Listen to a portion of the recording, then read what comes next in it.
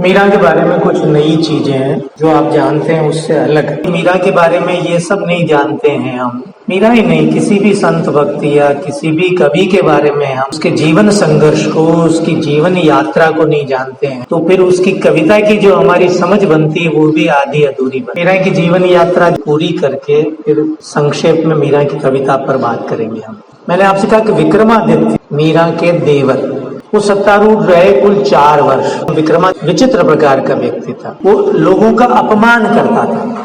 जो सामंत थे वो सब चित्तौड़ छोड़कर चले गए अपने अपने गांवों में, जागीरों में। और यह ऐसी स्थिति देखकर गुजरात के शासक बहादुर शाह ने आक्रमण कर दिया। एक बार तो वो संधि करके चला गया, दूसरी बार उसने फिर आक्रमण किया। करमेती जीवित थी विक्रमादित्य की माँ, तो उसने सभी जागीरदारों को पत्र भेजे कि ये आदमी खराब है विक्रमादित्य, लेकिन ये राज्य आप सबका है, इसलिए आप सब आओ। सब आए। बहादुर शाह के विरुद्ध लंबी लड़ाई हुई, लड़ाई में पराजय हुई और करमेती को सब स्त्रियों के साथ जोहर करना। विक्रमादित्य की आदतों से तंग आकर मीरा इस समय मेड़ता चली गई पीहर। हमारे यहाँ स्त्रियां नाराज होती है, विधवा थी एक तो बेचारी, सधवा स्त्री भी नाराज हो जाए तो पीहर ही जाती है ना। तो मीरा भी अपने पीहर वीरम देव के पास चली गई। उसके बड़े पिता है, पिता तो जीवित है नहीं। देखिए मीरा का व्यक्तिगत जीवन भी देखिए, तब आपको मीरा की तकलीफ, निराश्रय का जो भाव है उसके मन, या जग में बहुत दुख पायो। आप देखिए परिजनों के एक के बाद पहले पिता का निधन हुआ, फिर मालदेव ने आक्रमण किया, इधर उधर भटकना पड़ा, फिर ससुर का निधन हुआ, फिर एक देवर रत्न सिंह की हत्या हुई, फिर उसके बाद विक्रमादित्य के समय की एक घटना है जिसको आप जानते हैं, पन्ना दाय के नाम। सामंत भी बहुत विचित्र प्रकार का और नारकीय जीवन भी है कई मायों, अंतःपुर का। राजा विवाह ही नहीं करते थे, पासवाने भी रखते। तो राणा सांगा के बड़े भाई पासवानिया पुत्र था उनका, एक पासवान का बेटा था बनवीर। उसने एक दिन विक्रमादित्य की हत्या कर, वो सत्तारूढ़ होना चाहता था। हत्या वो उदय सिंह की भी करना चाहता था, छोटा, लेकिन उदय सिंह को पन्ना दाय ने बचा लिया। इसको लेकर कई जनश्रुतियां, कई कहानियां प्रचलित है। कहते टोकरी में लेकर अपने बेटे को रखकर चली गई। वो बनवीर ढूंढ रहा था, तो उसने अपने बेटे को रख दिया हत्या के लिए और उदय सिंह को लेकर वो दूसरे स्थान पर चली गई। कहते हैं कुंभलगढ़ में लालन पालन हुआ उदय सिंह का। मीरा मेड़ता चली तो गई मेवाड़ की इस उठा पटक के पहले ही, बहुत परेशान होकर। मीरा की कविता ज्यादातर राणा से शुरू होती है। ये राणा विक्रमादित्य भोजराज नहीं है, ये भ्रांति मत करिए। अपने पति के लिए उसने कुछ नहीं कहा। पति से उसके संबंध बहुत सामान्य किस्म के, जैसे किसी एक स्त्री के अपने पति से होते हैं। लोक भी विक्रमादित्य के विरुद्ध है, सामंत भी विक्रमादित्य के विरुद्ध है और मीरा भी विक्रमादित्य के विरुद्ध है। मीरा ने बहुत बुरा भला लिखा। मीरा मेड़ता में भी असुरक्षित और निराश्रय रही, क्योंकि वहां मालदेव ने आक्रमण कर दिया, मैंने पहले वृत्तांत बताया। इसलिए मीरा वृंदावन चली गई। वृंदावन कृष्ण भक्ति का केंद्र था उस समय बड़ा, और मीरा के कृष्ण मीरा के आराध्य, इसलिए वृंदावन गई। वृंदावन का एक बहुत रोचक वृत्तांत, वहां उसकी भेंट जीव गोस्वामी से। वृंदावन का जीर्णोद्धार या उसको पुनर्नवा करने का श्रेय महाप्रभु चैतन्य को जा। मीरा जब जीव गोस्वामी से मिलने पहुंची तो जीव गोस्वामी ने कहा कि वो किसी स्त्री से भेंट नहीं करते। ये प्रकरण भक्तमाल में भी आता है, ये प्रकरण वार्ता ग्रंथों में भी आता है, सब जगह आता है। देखिए हमारे संत भक्तों के बारे में जिस जनश्रुतियां प्रचलित है हम इसी तरह चलाते हैं। कबीर के बारे में भी है, रैदास के बारे में भी है, सब लोगों के बारे में, मीरा के बारे में भी है कई जनश्रुति। कहते जहर पिया और बच गई। मीरा को प्रताड़ित तो किया गया विक्रमादित्य के समय। मीरा कई साधु संत उससे मिलने आते, ये बात विक्रमादित्य को खटकती थी। बाह्य लोगों का आवागमन असुरक्षित विक्रमादित्य को सबसे अधिक बुरा, इसलिए मीरा मेड़ता गई, मेड़ता से वृंदावन गई। तो जीव गोस्वामी को मीरा ने कहा कि यहाँ भगवान श्री कृष्ण के अलावा तो सब स्त्रियां ही हैं। भगवान श्री कृष्ण की भक्ति तो स्त्री भाव से ही की जाती, गोपियां ही हैं। कहते हैं कि जीव गोस्वामी मीरा के इस टिप्पणी से इतने प्रसन्न हुए कि उन्होंने तत्काल मीरा से भेंट। वृंदावन में भी मन नहीं लगा मीरा। वृंदावन मेवाड़ और मारवाड़ से बहुत दूर नहीं है, खासतौर पर आगरा के तो बहुत समीप, और आगरा उस समय सत्ता का बड़ा केंद्र, इसलिए मीरा कहते हैं कि वहां से द्वारिका चले। आप कल्पना करेंगे कहाँ द्वारका और कहाँ वृंदावन, लेकिन ये वृंदावन तीर्थ यात्रा सामंत स्त्रियां करती थी। मीरा से पहले भी कई स्त्रियां द्वारका गई, असामान्य कुछ भी नहीं है। मीरा वहां कहते हैं कि मीरा लगभग 1554 तक 16वीं शताब्दी में मीरा द्वारका में रही और उस समय का बहुत विख्यात तीर्थ है। तीर्थ यात्राएं आम थी, हर रियासत हर राजघराना द्वारका में अपनी धर्मशाला रखता था, जैसे बनारस में रखते हैं। ये मेवाड़ वालों की, ये मारवाड़ वालों की, ये छत्तीसगढ़ वालों की, सबकी वहां पर जाकर लोग रुकते थे। मीरा भी वहीं रही। ऐसा कहते हैं कि मीरा ने जो अभी द्वारकाधीश मंदिर है उसका जीर्णोद्धार भी करवाया। ऐसा मानते हैं कि बाद में उदय सिंह सत्तारूढ़ हुए और उदय सिंह को जनश्रुतियां जैसी फैलती है ये प्रचारित किया हुआ कि मेवाड़ पर ये जो बहादुर शाह वाली विपदा आई है उसके कारण है, मीरा के श्राप के कारण। अक्सर हम जनश्रुतियों को मिथ्या मानकर खारिज कर देते हैं, ये ऐसी परंपरा रही है। लेकिन ये जनश्रुतियां हमारे संत भक्तों को समझने का एक जरिया भी है। हमारा समाज, ये हमारे समाज की एक भाषा भी है। देखिए जनश्रुतियां जैसी प्रचारित है वैसी नहीं होती एग्जैक्ट, लेकिन वे सर्वथा मिथ्या भी नहीं होती। उनके पीछे कोई न कोई आधार जरूर होता है। जनश्रुतियां प्रचारित होती है, मीरा के बारे में प्रचारित हुई। उदय सिंह जब सत्तारूढ़ हो गए तो उनको लगा कि भाई ये तो बड़ी विपदा आई है मेवाड़ पर और ये मीरा के कारण मीरा को प्रताड़ित किया गया, मीरा को दुख दिया गया, मीरा को कष्ट दिया गया। उदय सिंह ने कहते हैं कि ब्राह्मणों को भेजा द्वारका के जाके मीरा को वापस ले आओ। मीरा मेवाड़ लौटना नहीं चाहती। ऐसी जनश्रुति है कि मीरा द्वारकाधीश के दर्शन करने मंदिर में गई और वहीं विलीन, मूर्ति में विलीन हो गई। यदि कभी द्वारकाधीश मंदिर जाए द्वारका में तो आज भी एक वस्त्र उसका, मीरा का एक चीर मूर्ति के श्रृंगार में बाहर निकाल कर रखा जाता। तर्क और युक्ति के आधार पर इस जनश्रुति का परीक्षण करेंगे तो आपको लगेगा कि ऐसा तो नहीं होगा, लेकिन ये जनसाधारण ने इस घटना को इसी तरह प्रचारित, आवागमन के साधन नहीं थे और सबसे बड़ी बात ये कि कम्युनिकेशन के साधन नहीं, तो घटनाएं इसी तरह प्रचारित होती थी धीरे धीरे धीरे आगे से आगे। तो ब्राह्मणों ने मेवाड़ पहुंचकर यही कहानी प्रचारित की होगी। मीरा तो नहीं गई ब्राह्मणों के कहने पर, लेकिन कुछ लोगों की धारणा ये है कि मीरा वहां से आगे तीर्थ यात्रा पर और वो दक्षिण भारत गई। मीरा के संबंध में प्रवाद और जनश्रुतियां उत्तर भारत में ही नहीं है, आप दक्षिण भारत में भी ऐसी ही जनश्रुतियां मीरा के संबंध में पाएंगे। कहते हैं कि बाद में नादिया और रीवा तक मीरा के संबंध में जनश्रुतियों का प्रचार मिलता है और कहते हैं कि अंत में उनका निधन 1598 में हुआ। यदि ये मान लें आप उनकी निधन का वर्ष 1554 माने तो तुलसीदास से उनकी भेंट, अकबर से उनकी भेंट की जो जनश्रुतियां प्रचलित होती है उनका कोई आधार नहीं है।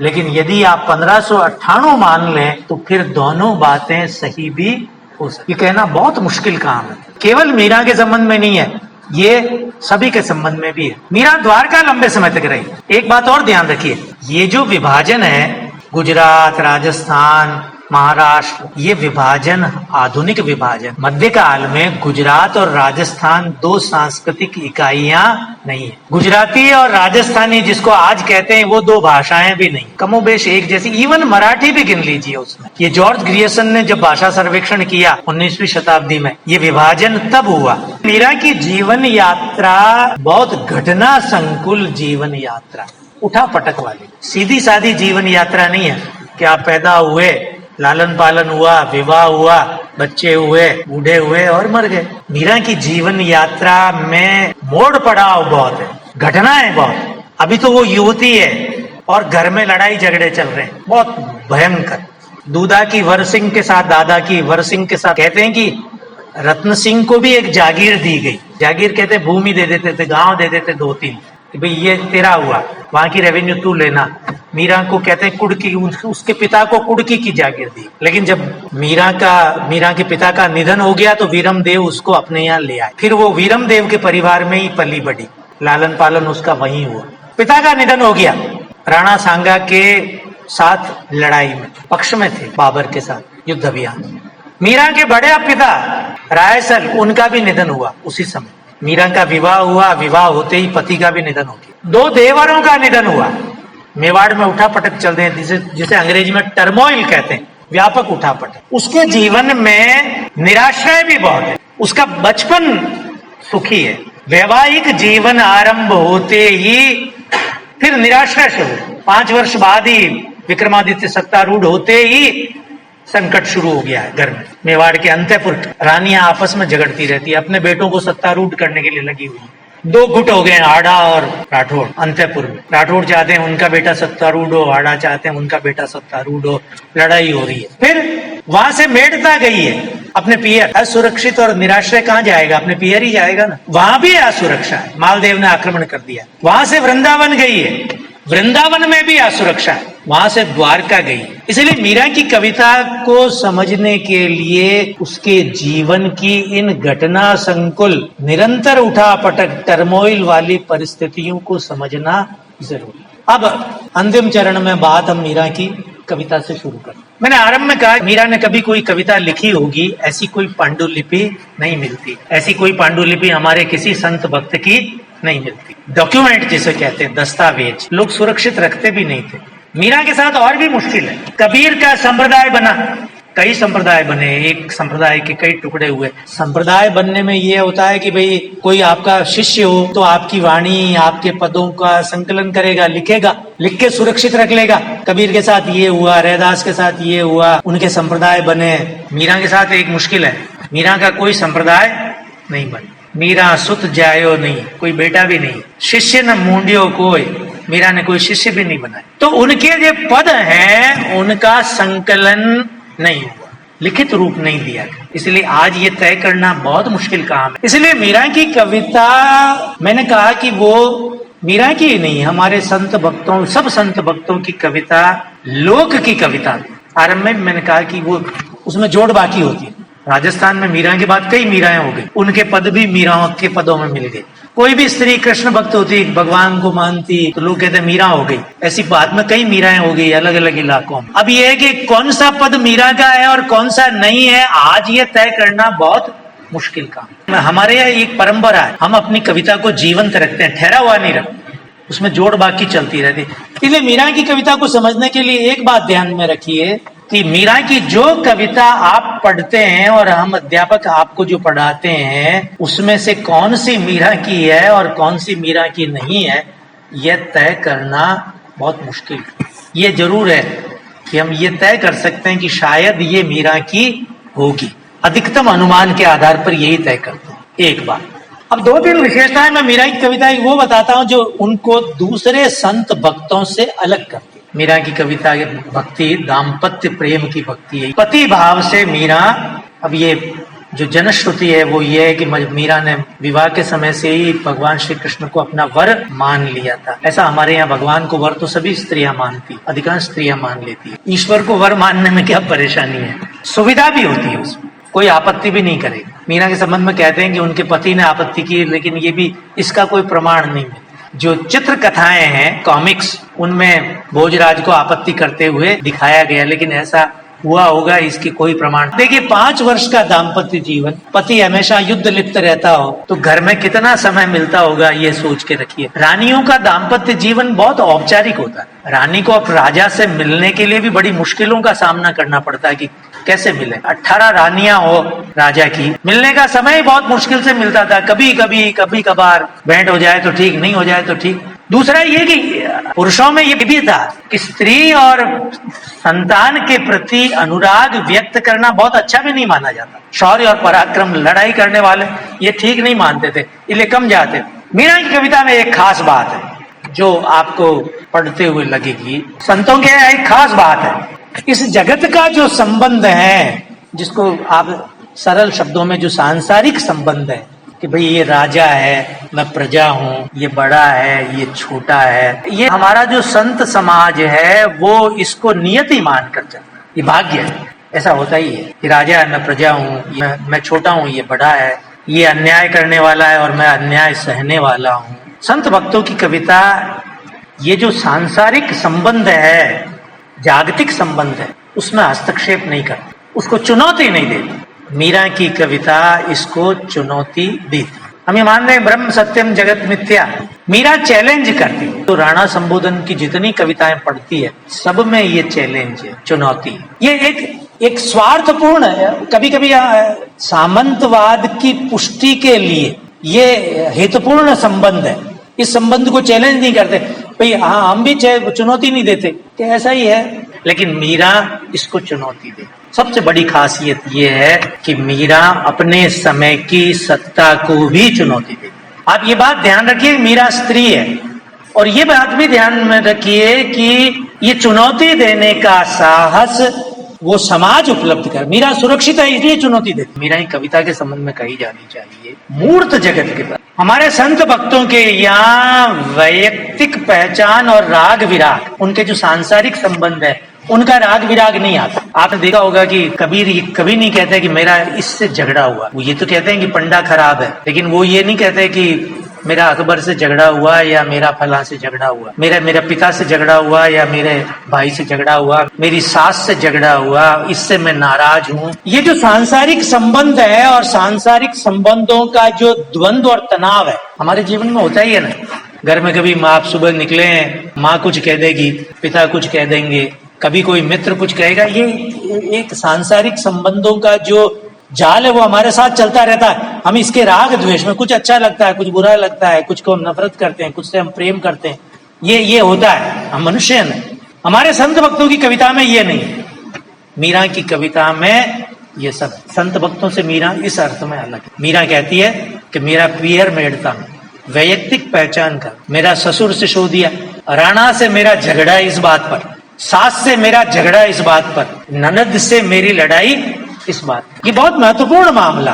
आप यदि मीरा की कविता को ठीक से पढ़ेंगे और ठीक से समझेंगे तो ये सांसारिक संबंधों का, जागतिक संबंधों का जो द्वंद्व और तनाव है वो उनकी कविता में बहुत मुखर और पारदर्शी। बाकी कोई संत भक्त ऐसा नहीं कहता। स्त्री संत भक्तों के यहाँ भी नहीं। तीसरी बात जो मीरा की कविता के संबंध में अलग से कही जानी चाहिए वो है जगत का मूर्त रूप, संसार का मूर्त रूप। ये जो पेड़ पौधे, नदी, नाले, ये मीरा की कविता में बहुत सघन रूप में मौजूद। और किसी भक्त कवियों के यहाँ तो कुछ सीमा तक मिल जाएगा, लेकिन संत कवियों के यहाँ तो बिल्कुल वो इस जगत को सत्य मानते ही नहीं।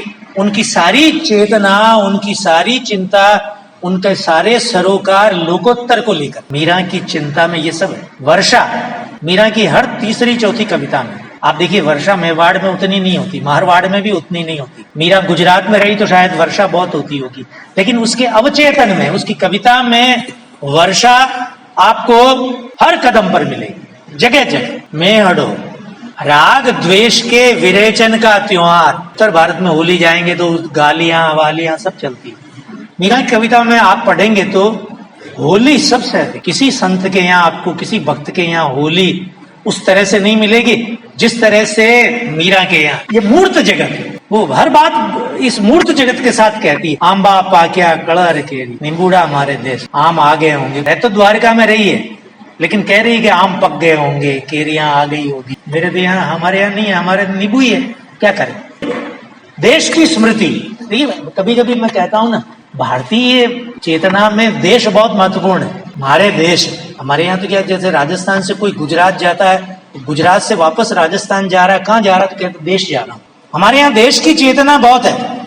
मीरा की कविता में ये देश की चेतना, देश राष्ट्र नहीं है, ये ध्यान रखिए, बहुत अलग मामला। ये स्थान की चेतना, भारतीय मनीषा की एकाग्रता देश पर, वो वही ठहरता है। पेड़ पौधे, वनस्पतियां, फ्लोरा फोना जो भी है सब अच्छा लगता है। ये एक, आप किसी गांव में रहते हैं, एक दिन एक पेड़ कट जाए और आप वापस 10 दिन बाद जाएं और वो पेड़ नहीं दिखे, आपको लगेगा कि ये क्या हो गया। गांव का भूगोल ही बदल जाएगा। एक नया भवन बन जाए, आप 2 साल बाद जाएं, सपना भी गाँव का ही आता है। आप अमेरिका चले जाएं, कभी सपना अमेरिका का नहीं आएगा, गाँव का ही आएगा। मीरा की कविता में ये देश की चेतना बहुत मुखर, बहुत। एक और खास बात जो अलग संत भक्तों से मीरा की कविता में मिलेगा वो है कामनाओं और भावनाओं का दमन नहीं। हमारे संत भक्तों के यहाँ आग्रह पूर्वक, सजगता पूर्वक कामनाओं का दमन। इच्छा हो रही है आपकी, संत कहेगा भाई संत का इच्छा से क्या लेना देना, ये तो मन है, मैं मनता मन को ये जो मन मारने वाला सिद्धांत है संत भक्तों के यहाँ बहुत है। पहली अर्हता संत होने की ये कि आप अपना मन मार दें, आपकी कोई इच्छा हो रही है मार दें, खाने की इच्छा है मारे, हंसने की इच्छा है मारे, रोने की इच्छा है मारे। अगर आप भावनाओं का वेग आपके भीतर है तो आप कैसे संत भक्त। मीरा अपनी भावनाओं का और कामनाओं का दमन नहीं करती। आप उसकी कविता पढ़िए, मिलने की, रोने की, हंसने की, सुख में सुखी होने की, दुख में दुखी होने की, कामना और इच्छा, वेग, पूरे वेग के साथ उसको व्यक्त भी कर। एक है स्त्री होना, स्त्री होने की बहुत सारी अभिलक्षणाएं पुरुष होने की अभिलक्षणाओं से अलग है। कुछ तो अलग है नहीं, सब कुछ समान है क्या। कामनाएं, इच्छाएं, मीरा की कविता में लैंगिक कामनाएं और इच्छाएं, स्त्री अबला कर जोरे, ये बार बार आएगा, मीरा व्यक्त भी करे। ये दो स्त्रियां परस्पर बात कर रही हो और एक पुरुष स्त्री से बात कर रहा हो, तब जो बातचीत का लहजा, बातचीत की जो युक्ति, संवाद की जो युक्ति इस्तेमाल होती है, आप जो संबोधन करेगी, आप सारे संतों आई भाई ज्ञान की आंधी, संत को संबोधित करेंगे। सखी मेरी नींद नसानी हो, मीरा हमेशा किसी सखी को संबोधित, माँ को संबोधित करे। आप मीरा को संत भक्त कहते समय ध्यान रखिए कि ये सब चीजें उसके भीतर है। उसकी कविता पढ़ते समय ध्यान रखिए कि उसके भीतर है, कभी नहीं कहे। और जो स्त्री लैंगिक मुहावरा है, जो स्त्री भाषा है, खास तौर पर जो स्त्री भाषा है, मीरा उसका इस्तेमाल कर। मीरा संत भक्तों की रूढ़ भाषा इस्तेमाल नहीं करती। मीरा की पूरी कविता में संत भक्तों की रूढ़ भाषा नहीं है, वो जो सांध्य भाषा होती है। आप यदि बाद में एक तो दयाबाई और सहजोबाई, दो संत स्त्रियां और मिलती है हमारे यहाँ, आप उनको पढ़िए तो आपको लगता है कि वह वही भाषा दोहरा रही है जो कबीर इस्तेमाल कर रहे हैं, वही भाषा दोहरा रही है जो सिद्ध इस्तेमाल कर रहे हैं, वही भाषा इस्तेमाल कर रही है जो नाथ इस्तेमाल कर रहे हैं। लेकिन मीरा वो भाषा इस्तेमाल नहीं कर, खास देश भाषा, स्त्री भाषा। मैंने कहा ना, उनको कुछ भी सिद्ध कर लीजिए, उनकी एक चालो अगम के देश, बहुत सुंदर रचना है, अद्भुत की। काकण छिमता हाथ, एट देश का मुहावरा। संत भक्तों के यहाँ देश मुहावरा नहीं है। संत भक्त देशाटन से वो मुहावरा इस्तेमाल कर रहे हैं जो नाथ भी कर रहे हैं, सिद्ध भी कर रहे हैं, एक ट्रेडिशन है उनकी। मीरा के यहाँ इस तरह की कोई ट्रेडिशन नहीं। मीरा का अपना मुहावरा, गागरो ठेठ मुहावरा वही इस्तेमाल कर रही है मीरा, दूसरा कोई मुहावरा इस्तेमाल ही नहीं कर।